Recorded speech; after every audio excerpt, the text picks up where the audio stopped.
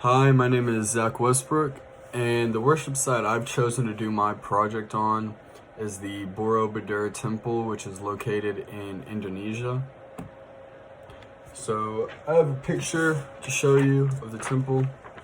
So here it is. It is approximately 27,125 square feet of land that this temple takes up. Something very cool about this temple, it is built in three separate bases, which is the bottom, which is the pyramidal base. And then there's the trunk of a cone right here, which is the middle. And then the top is a monumental stupa on top. And the reason it's built in the three separate ways is because the Buddhist religion believes that the universe is divided into three superimposing spheres, which is going to be the Kamadhatu, the Rupadhatu, and the Arupadhatu. And basically what these represent is the Kamadhatu represents the sphere of desires, so like all humans are bound to desires, and then the second one is the Rupadhatu, which is the sphere of forms. So we abandon our desires, but we're still bound to our name and our physical form or our human body. And then the final one is the Arupadhatu, which is the sphere of formlessness, where there's no longer name or form, so we pretty much abandon our whole ego. So instead of being like a human body, we're more of like a spirit with no ego. So the whole structure shows a unique blending of the very central ideas of ancestor worship related to the idea of a terraced mountain, combined with the Buddhist concept of attaining nirvana. Something cool about this temple is it's the largest Buddhist temple in the whole world, and it's also one of the most complex buildings in the whole world. And basically, at the top, there's all these stupas everywhere, and there's 72 in total, all throughout the worship site. And something pretty cool about each one of these is inside each one of these, there's a three-dimensional statue of Buddha sitting and meditating, I have a picture of that.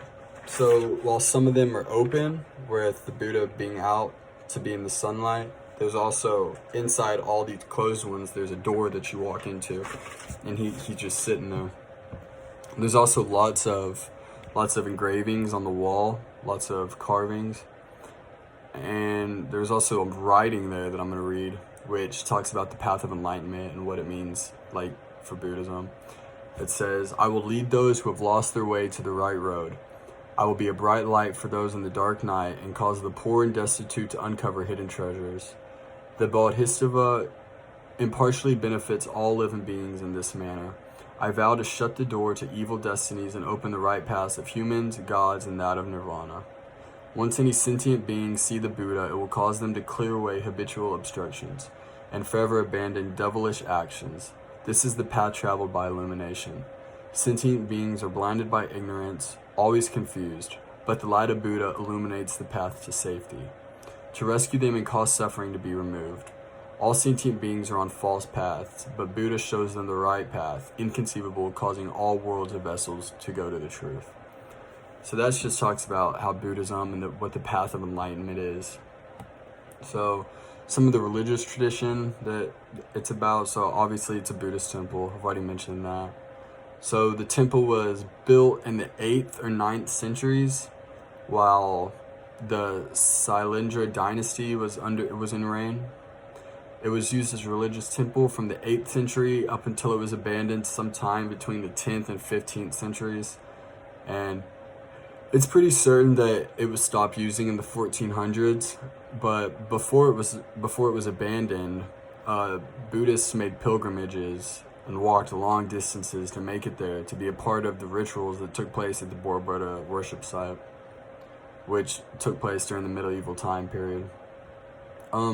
So it was a congregational worship there. So the pilgrims were guided by the systems of staircases and corridors ascending to the top of the platform. So like say you start at the bottom, so there's all these staircases and corridors that you had to walk through. And they each meant something because each staircase and each hallway had something to do with the path of enlightenment. So it says here, each platform represents one stage of enlightenment. And there's 3 different platforms, and so they all meant the 3 different things. The path that guides the pilgrims was designed to symbolize Buddhist cosmology.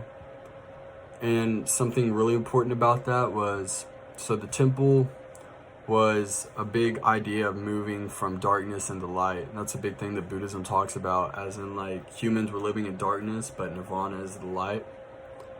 So the temple's pathway takes away from the earthly realm of desire, represented and documented on the hidden narratives of the structure's earthbound base through the world of forms, and expounds on the narratives carved along the four galleries set at right angles, until one finally emerges into the realm as symbolized and manifested in the open circular terraces crowned with 72 stupas. So this temple is very exclusive nowadays because it's not used anymore, so now it's just a huge like tourist attraction. So it's very open to visitors, and it's actually super recommended that you go see it, because just looking at these pictures like I showed you, I mean, this doesn't do it justice, because I mean everything was carved out of rock back then, so all the details are very fine, and it's really just something that you're gonna have to go see in person. And yeah, that's it. Thank you.